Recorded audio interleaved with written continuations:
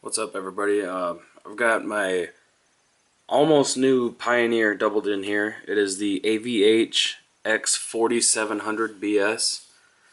I've loved it. I bought it in approximately like March or April of 2015, and it is January of 2016 right now, so it's less than a year old. And up until recently, I've had zero problems with it. I've loved it. It's been great to me. I love the features. Everything's worked well. The interface is very pleasing to the eyes, which is one of my biggest concerns, almost even over sound quality. But since it's got cold outside, I live in Michigan, and it's been recently well under 30 degrees, in single digits.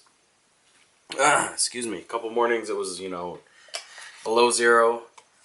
I start my car, and I got it set to tilt out a little bit because the radio lays flat, so it looks a little bit better at an angle.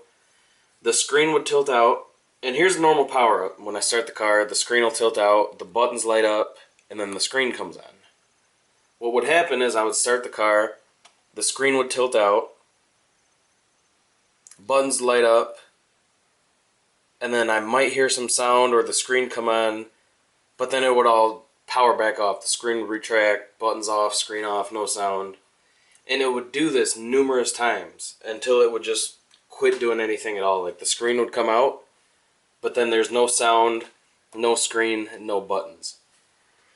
I've since switched radios in my car because I need a radio. I drive 60 plus miles a day for work, so I gotta have something that works. Right now it is warm. It's been, it's room temperature about 70 degrees in here, so I'm going to power it on for the first time in like 3 days. And we'll see what happens.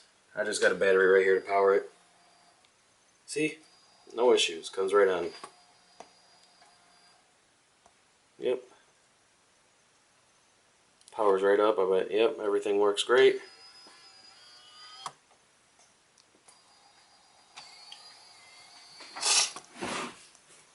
Everything works awesome. No issues here. Now what I'm going to do, because it's cold outside right now, I'm going to go put this in my garage and leave it overnight. And I'm going to come back and power it on. And it's going to do exactly like I said. It's going to cause all kinds of issues and whatnot. And you might say, oh hey, just contact Pioneer. They'll replace it, or send it to them and they'll repair it or something like that.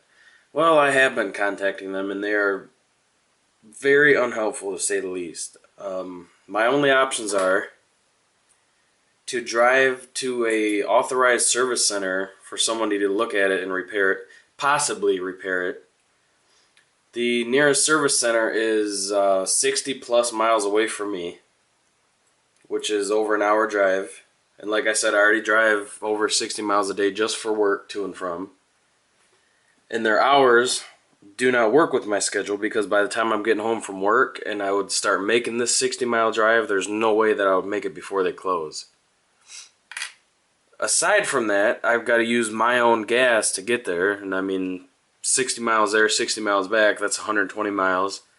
They're not going to fix it right there on the spot, so I'm going to have to come back and pick it up. So this 60 miles there has now turned into 2 trips. It being about 240 miles. That's almost a whole tank of gas, especially when I got a pretty big SUV that's not good on gas. So I told them that. I said, hey, I'm not going to do that. That's, ridiculous. You guys need to do something about this. I've never had any issues with you guys before, and this is just very poor customer service. I said, I don't have time, nor can I afford to be driving that long after I've been at work all day. I said, your closest service center is over 60 miles away from me, or, roughly about 60 miles away. Their response was another email with the address of the service center. So that was kind of a slap in the face to me. So I emailed somebody else. I started a whole new email conversation. I said, hey, you guys were very rude in your last email. I'm trying to explain my case here. This needs to be fixed. This unit's not even a year old.